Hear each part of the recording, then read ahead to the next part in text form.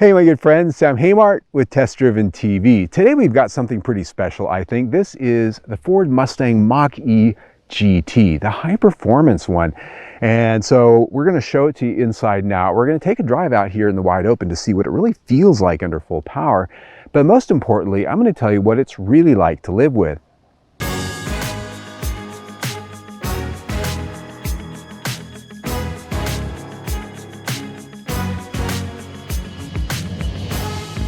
Before we get started, a little bit of housekeeping right away because I'm a Mustang guy. I've owned over a dozen Mustangs in my lifetime, going back to classic Mustangs, a lot of the generations up to this point.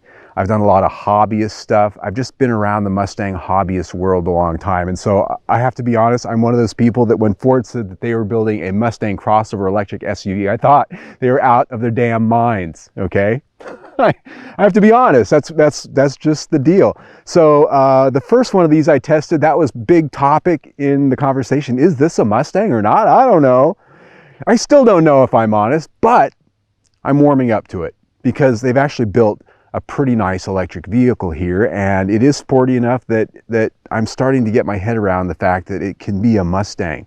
So that said, the one we have here, the GT, a few options. This is a 2021 model. $63,000 is our price tag on this one. Now the 2022s are coming out a little bit different, but almost exactly the same. They have a bigger battery, more range than this one. The range on this one is 235 according to the specs. I've seen 245 after I've charged it. And so when it comes to equipment and design, well, this is a crossover SUV that has a rear wheel drive stance, right? It kind of looks like a Mustang. It's got some Mustang styling cues here and there, starting right up front. The face does have kind of a Mustang silhouette. Now, not necessarily a grille because there's no engine here to cool with a big radiator. It does have a grille styling element, a big goatee there on the front, a soul patch, if you will, made of clear plastic over a three-dimensional backdrop. I think it looks pretty nice, actually. A little bit more aggressive than some of the other models of the Mach-E. Headlights on this one, LED. Now they have a flicker there in your picture you can see with the daytime running light. That's my camera, and the headlight's not on the same frequency. Your eye doesn't see it that way. The headlights work very well at night, and the turn signal, as you can see, quite animated, quite fun to look at. Down in the lower fascia, a nice big splitter down there that really sort of sets off the sportiness of the GT. And in the sides of the fascia, you can see air scoops there. They look like they might be for brake cooling, but you can actually see daylight through those. Those are for air curtains, right? They create an air curtain around the sides of the front wheels so that the wheels themselves don't create more aerodynamic drag than they need to. The air curtain sort of insulates that situation. And looking at the wheels, these are 20-inch wheels. I think the sexiest wheels that are offered on the Mach-E, my opinion. I like them a lot. And looking around that wheel, you can see these actually have body color fender lip moldings, which some of the other models have black. I like the way this looks in the silhouette on this car, a little sportier in my opinion. And right up front, this is where you charge the Mach-E. The charging port is located on the front driver's side fender. I love this location because you can drive right into your garage, you can drive right into a space where there's a charger, and you can just do the whole thing right there. You don't have to back it in. It's just a lot easier. This does have the 88 kilowatt hour battery, and you can charge this in a couple of ways. This comes with its own charger, which allows you to plug it into a 110 volt outlet at home, or you can plug it into a 220, 240 volt outlet at home if you have the right plug. It actually comes with that, so you can plug right in without having to have your own wall mounted charger. That's kind of a bonus. Coming down the side, you've got black plastic at the bottom, gloss black for the rockers, nice Mach-E emblem on the door. And the mirror caps themselves are gloss black with turn signal indicators in them. From the three-quarter view, I think this is actually a pretty sexy looking silhouette. The way this roof cuts down into the rear hindquarter is really accentuated by the fact that this does have the optional black painted roof. I really like that, especially on a contrasting color like this. It makes it look like there's one continuous element from the windshield all the way back into the hatch with the rear glass. Also very nice on this is because of the GT, we have the body color wheel arches, and that also to me gives this a sleeker silhouette all the way around. Looking at the rear, this does have a power hatch which is operable by the key fob or radar underneath the bumper, and the taillights on this are very cool. clear lenses, but they are LED, and they kind of have a pretty cool light show when you use them. It's just kind of a Mustang thing here in the last decade. Looking at the lower bumper, sort of a splitter type of design theme there at the bottom. Overall, I think this really is one of the sexiest angles of the Mach-E. The interior of the Mach-E is a place that I've liked the design the last time I tested it. It's very Scandinavian, modern, sort of mid-century in its feel. And the materials in here are of a very high quality. In this GT, have a nice mixture of genuine aluminum with a pattern on it and copper accents in the trim as well as in the stitching. I really like that. The seat material here is Active X, which is vinyl, and in these seats, which are the performance sport seats with a little bit more bolstering than you're going to get on the other models, this has Mico suede inserts on the centers of the seats. And so even though it isn't leather, it tends to have that feel. Now, when it comes to comfort, this is a topic we've covered before in a lot of other Fords, including the last Mach-E. These seats are not some of the best in the Ford stable. I find that even with all the power adjustment that these have, getting a nice place, because the front does not allow a complete range of adjustment. It sort of hinges off the front, and so if you're very sensitive to how high the front of your seat is under your legs, you're going to have a little bit of a challenge finding a happy spot here, as I do. But the good news is these do have more bolstering than do the standard seats in the Mach-E, and they tend to be very supportive in that way. And these are heated seats, so it's been pretty nice. The steering wheel ahead of me has an Active X, not leather covering. Nice switches on the steering wheel, the Mustang Pony logo. And ahead of it, you can see a very small, slender digital instrument cluster. And this does not have a lot of information on it because we're in an electric car. There's no RPM meter and there's not a lot of gauges to really give you. So you can customize this to some degree, but for the most part, you get what you see here. Now you can see those red lights flashing. That has to do with the infrared system that monitors you to make sure you're paying attention. The human eye can't see that, only the camera. The center stack here, not really a center stack. It is a tablet. That's it. There's no center stack per se. All of the controls for the HVAC, the car itself, and the audio and infotainment are right here. There is a volume knob in the center. Down below that, there's a place to charge your phone down there. Both a USB-C and a standard USB port. 2 cup holders down here in the center, low enough that big tall cups won't get in your way to handle anything here. Behind that, a dial gear selector, not my favorite, but this is electric. Underneath that is even more storage down at the bottom. Console storage, you lift up the armrest down inside. There's a little bit more than a square Kleenex box worth of space down there. Actually pretty generous in a car like this, and I do like this armrest here. It tends to be a little bit more SUV-like and gives you that sporty feeling. Both this side and that side are at the same level. One of the benefits to a Mustang actually being an SUV is the fact that a human being can sit in the back seat. And believe me, I've sat in the back seat of a lot of Mustangs, and this is pretty nice. If you look at it, there's plenty of space back here. I'm about 5'9" with my boots on. These seats are set for my height.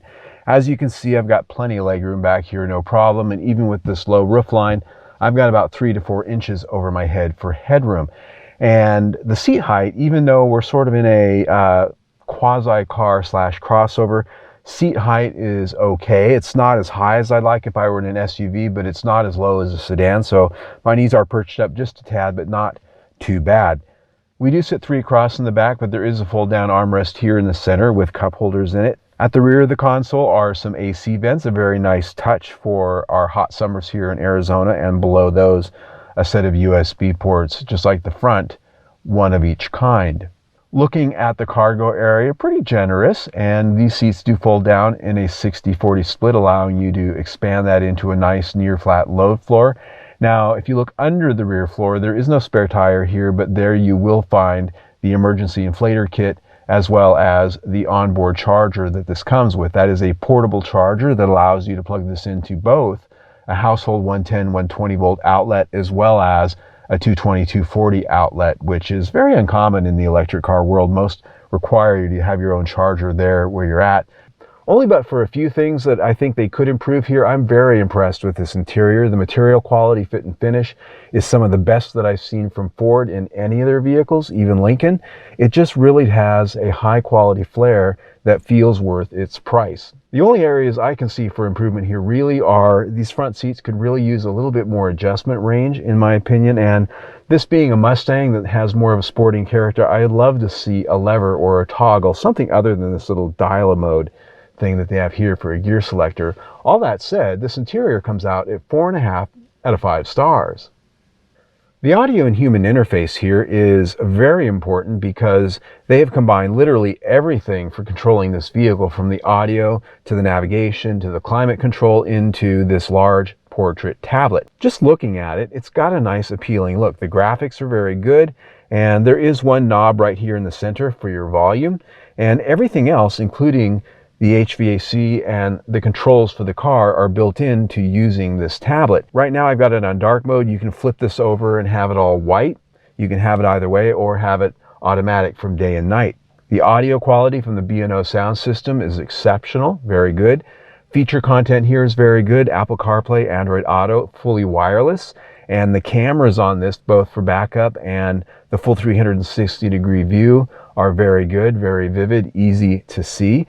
And they're also easy to use, which is very important. There are two areas where I really think this system could use some improvement, and that's visibility, because this is a large, unshrouded, glossy piece of glass. Sometimes glare can be an issue, but more important than that, speed can be an issue. When you're going around through these menus and using some of the settings, it tends to be a little bit slow to react to your touch. If you're changing drive mode sometimes, for instance, I found that I need to hit that twice. It doesn't always react the first time you touch it. If you're just sitting parked, that's one thing, but if you're driving along and you're trying to adjust the climate control, for instance, and you have to keep looking down and pressing it 2 or 3 times to get it to respond, to me that becomes a safety issue, and it's just something that all they really need to do is upgrade the graphics or the speed of the back end here to make that work better. I think that's very important. Sync 4, all the capabilities that go with this though, this thing is very impressive. It gets 4.5 out of 5 stars. Okay, my friends, now it's time to take a drive. And you know the question I always like to ask is, how does it go? Nobody around? And go. Woo! Holy crap! And 60. Woo! Woo! And 100. Okay, I kind of sounded like a little girl there. Mom! Wow, man. Okay, so this has got some speed to it. Yeah. Woo! And 100. I could do this all freaking day, man. Woo! Okay. Good thing we're out in the middle of nowhere and there's no people around. Now, 480 horsepower, all-wheel drive. We have a motor at the front, motor at the back, and 600 pound-feet of torque. That's really what you feel when you mash the pedal. And I love electric cars because you get that speed without all the drama of a roaring engine and gear shifting and all of that. You just go, you're there, bam. It can actually be quite intoxicating. So for all of you out there that think electric cars are a bunch of crap, go drive one that's got a lot of power and you'll be sold. Trust me. Trust me. So range on this particular one, being a 2021 model, is 235 miles. Now, the 2022 models have an extended range battery. They've upped it a little bit. It's 270 miles. So if you're buying a 2022, you're going to be doing a little bit better in that regard. Power is very smooth. It's very refined. I'm very impressed with how well it's delivered. Obviously, there was no wheel spin back there whatsoever. And driving around town tends to be quite a joy, because you come to a stop and you hit the pedal and you get immediate power. And this also has an adorable propulsion sound that you can dial in here with the drive modes, and it's louder depending on the drive mode you choose. I'm on unbridled right now, so you tend to hear it a little bit more. It's very subtle, right? It's not like cartoonish, but it does come through the speakers, and it's just got kind of a whoosh. I like it. It's pretty cool. So I'm pretty impressed with this powertrain. How can you not be? When it comes to charging, you can see the metrics there on your screen to how this thing stacks out. Obviously 3 ways to charge it. household current level 2, and you can also step up and go for the fast charging. Overall, this powertrain, I think it's very competitive. It comes in at 4.5 out of 5 stars. When it comes to the conversation about ride, drive, and handling, the big elephant in the room here is the fact that this is a very heavy car with this big battery pack under the floor. This thing weighs pretty close to 5,000 pounds. That's a heavy car, and so one of the things they've done to compensate for that is give this a very firm suspension and very firm damping, because they wanted this to feel like a Mustang, something that has sporting and driving intentions. Throwing it into a curve is actually something that's kind of fun, even though it does have all that weight that you can feel when you're leaning it into a curve. And that's one of the reasons they've given this thing a very firm suspension, so that you can capably throw this thing into a curve at speed. It's just sometimes a white knuckle moment.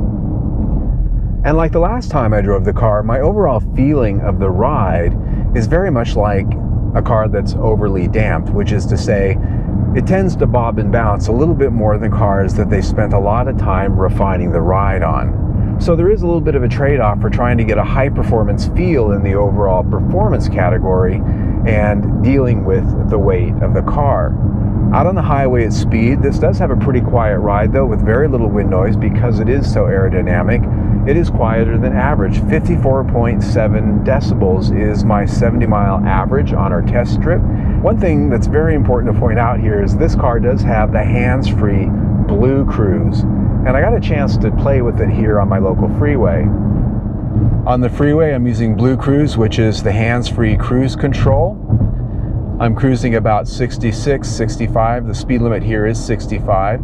And it works pretty seamlessly. One of the things I'm really noticing is the fact that the steering wheel is making minor corrections here and there, but this isn't doing what I call motor boating, like some vehicles with hands-free do, which is to say it doesn't track the lane too well, and it's constantly weaving back and forth, bouncing off one side of the lane and back to the other and back to the other. Kind of like one of those log rides inside the water trough where it's just constantly bouncing off the sides.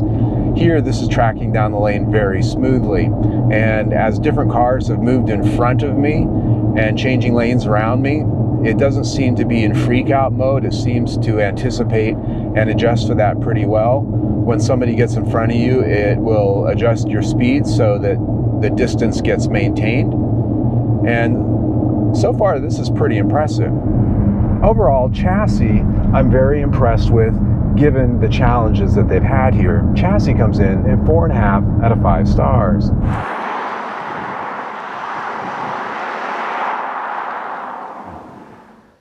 Now let's talk about value. $63,000 and some change for our Mach-E GT tester with a few options on it. You know, the first blush is that's okay, right? So I tested the Mach-E Premium last year. It was $56,000 and it had virtually the same level of equipment, but here we've got so much more power, and I tend to put horsepower way up there as things that give me bang for the buck. So my buckometer here with the extra power really is pretty happy at that price. Quality is very good. How does this compare to the competition? Well, that's really hard with electric cars right now because there's not a lot of apples to apples comparatives out there. Tesla Model Y, a little bit smaller, Tesla Model X, a little bit bigger, a lot more expensive. And there's of course luxury brands out there that offer something similar in scope, but they're always a lot more money.